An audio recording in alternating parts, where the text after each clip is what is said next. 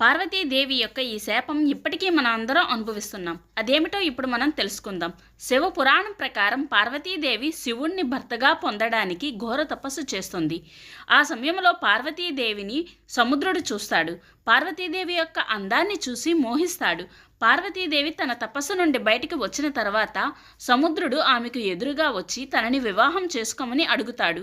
అప్పుడు పార్వతీదేవి, నేను శివుణ్ణి ప్రేమిస్తున్నాను, తననే వివాహం ఆడతానని చెబుతుంది. అప్పుడు సముద్రుడు తాను ఎంతో గొప్పవాడినని, సముద్రంలో ఉండే మంచినీటితో ఎంతో మంది దాహం తీరుస్తానని ఎంతో గర్వంతో తన గురించి తాను చెప్పుకుంటూ ఉంటాడు. శివుని గురించి అతను శ్మశానంలో తిరిగేవాడు, పాములను మెడలో వేసుకుంటాడు అంటూ నోటికి వచ్చినట్లు శివుని గురించి మాట్లాడతాడు. అప్పుడు పార్వతీదేవి కోపంతో సముద్రుని శపిస్తుంది. నీవు ఏ నీటిని చూసి ఈ విధంగా మాట్లాడుతున్నావో ఆ నీరు దేనికి పనికి రాకుండా పోతుంది అని శపిస్తుంది. ఆ సమయంలో సముద్రంలో ఉండే నీరు మంచిగా ఉండేవి. పార్వతీదేవి శాపంతో ఉప్పుగా మారిపోయాయి.